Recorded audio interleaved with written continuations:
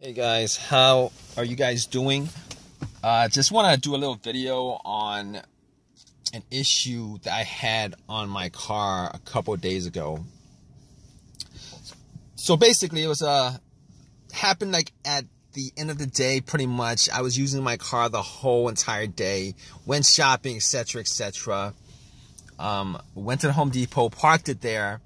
Went in, grabbed some stuff, came out. Got into my car, tried to start it, and did not start. It didn't crank. And I was very surprised at that because, let me see. I don't know whether I was surprised at that or not because I did change up the battery about a month and a half ago. So I was a little bit surprised that happened because I had that issue happen about a month ago when I had to go out and change up the battery. Pretty much the same situation, kind of, but kind of not. So basically, everything worked. Kind of like the same situation as a month ago. Everything worked in the car. Blower motor worked, the heater worked, the dash lights came on, remote worked, everything worked. All right, and it wouldn't crank at all. I tried to crank it a couple of times. It would not crank at all. Just heard a click every single time I try to, start it. I just heard a click every single time. So had me scratching my head a little bit, and I thought maybe, that battery situation was fixed for a long while, years, because a new battery should last you about 4 to 5 years. But unless there was an issue with the battery itself, or maybe, the terminals were loose or something like that. But anyway, I went out and turned on the headlights, the headlight beams, just to see how strong they were, see if it was actually the battery that was the cause of it. And the beams were very, very, very bright. So at that point, I was kind of on the fence about whether it was battery or not. Opened up the hood, popped it, and looked around the battery area just to see whether it was something wrong with the way it, the terminals were plugged in, and I was looking at it, and the terminals were a little bit dirty. So I took the terminals off, had some Coca-Cola, poured some Coca-Cola on the terminals, got some paper towels that I had, and wiped them, popped them back on, and then tried to start the car again, and it would do the same thing. It wouldn't crank at all. Everything else worked, it just would not crank. So at that point, I went back out, rechecked the terminals, made sure they were tight, and they were tight enough. I mean, I was able to wiggle them loose and stuff, but they were tight enough. All right, they were tight enough. So I didn't think that it was the terminal that was the issue, because they were clean enough also. And at that point, I was like, maybe I should look at the negative terminal just to see whether the ground was connected to the frame of the car, whether there was any kind of rust or any kind of corrosion there. So I checked it out, and everything was clean. And that negative wire is the ground wire to any vehicle. So I was like, okay, all right. Let me see. The battery is good. Terminals are good. And at that point, I was like, okay, I'm gonna take out my power pack that I bought from Walmart when I got the battery, just in case one of these situations happen again, because just to save myself some time and stuff like that. I popped it on, and I was for sure it was going to crank up. All right, and I tried to start it, and nothing. Same thing, click, didn't do a single thing. So at that point, I was able to rule out the battery altogether, and I was able to rule out the alternator being the cause of the problem. And the reason why I was able to rule out the alternator being the cause of the issue pretty much is this.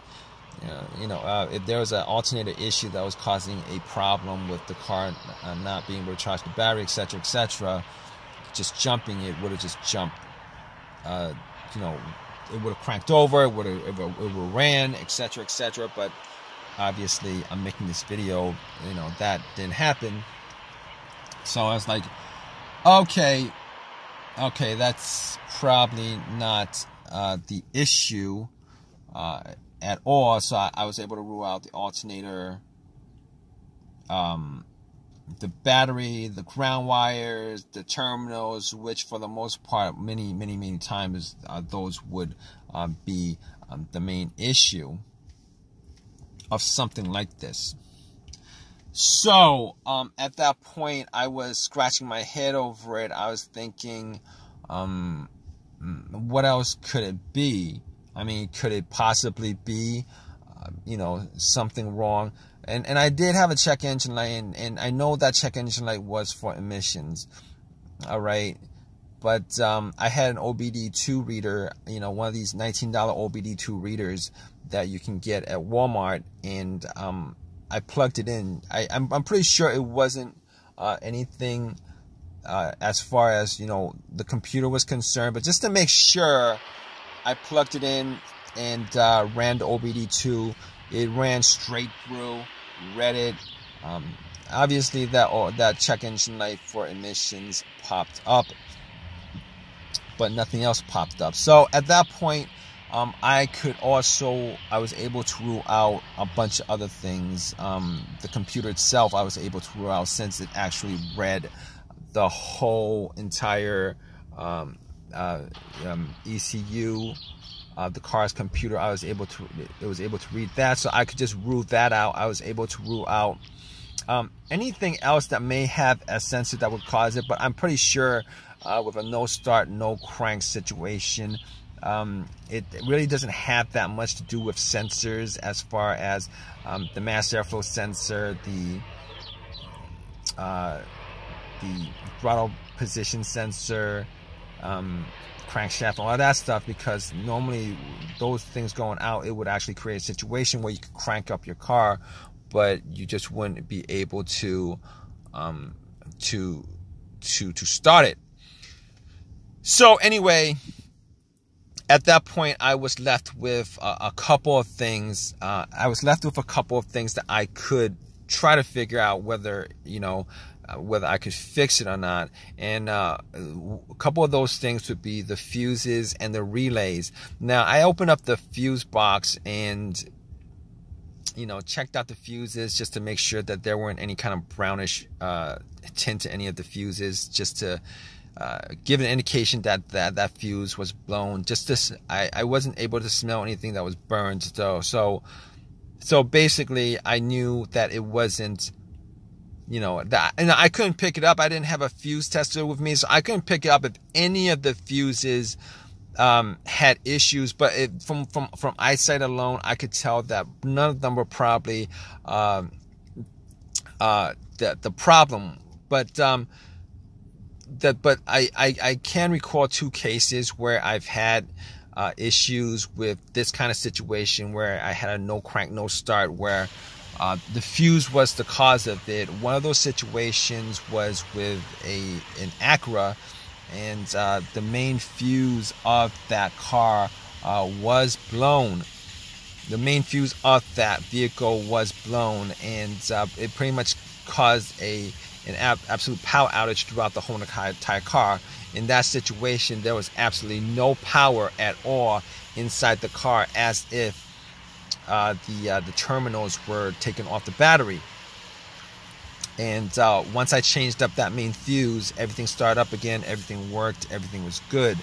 So, but unfortunately, that wasn't the same situation as I had a couple of days ago, because I was getting power, it just wasn't cranking up. And the other situation with a fuse I had was with another vehicle that I had, and that situation was with the car, not the car cranking but not starting, and that situation was a result of a fuse to the fuel pump, or to the ECU, the car's computer. And once I swapped those out, it had no problem starting. But since it's not cranking at all, I could rule that out. I could rule those two scenarios out as far as the fuse is causing this particular situation. So now that I couldn't rule out the fuses 100% at that point, but since I didn't have a fuse tester with me going through those two scenarios, I was gonna rule those out. I was actually looking for a quick fix. So here's the thing about it. All right. Now after that, there's only a couple of things that I could think of that could cause that situation, generally speaking. All right. The starter or the relays. Now, I didn't think it was the starter because I did change out the starter about a year ago. The starter was changed out a year ago. So, and the starter that I bought was a brand new starter. Now, there are chances that the starters do go out. But in this situation, I was thinking rebuilt starters go out more than new starters. And the starter that I bought was an OEM starter. Okay, so I was like, okay, I was crossing my fingers that it could be the relay that was the issue. All right, that's me crossing my fingers, thinking that was one of the relays, probably a starter relay that was causing the issue. And I went to looked at the relays. Check the relays out. Obviously, if you guys know anything about relays, it's not something that you could probably, visually check to see whether, something is wrong with it or not. Normally, relays make clicking noises and stuff like that.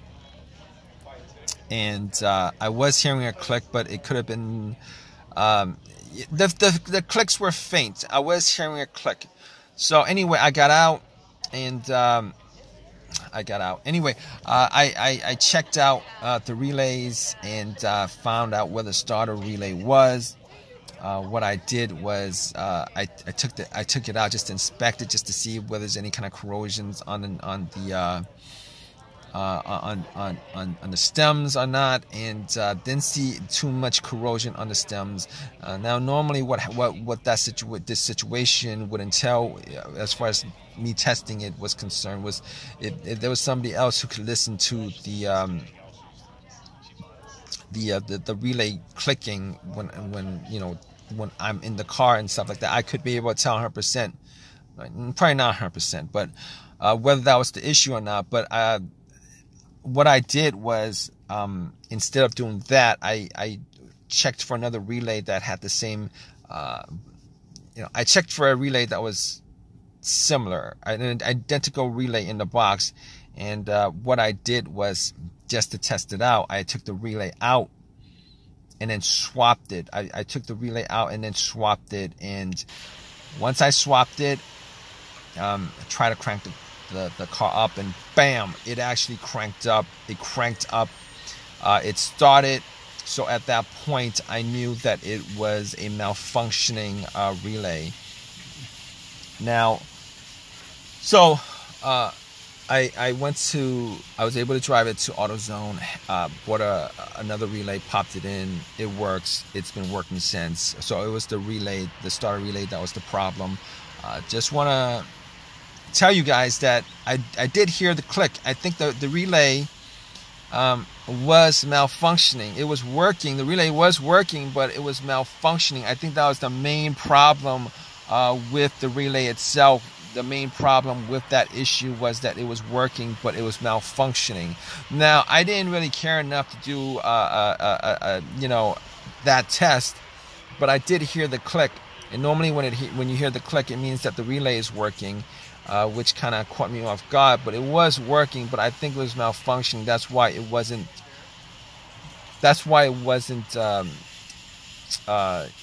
Starting the vehicle, starting the car. So at that point, if you guys are in this situation, and I'm sure you guys are, if you guys are watching this video, if you guys want a quick fix for it, hopefully you guys do get one of these quick fixes like I had. pretty much what you guys could do is go down the list of stuff that I eliminated, as far as everything I eliminated before getting to what the main problem was.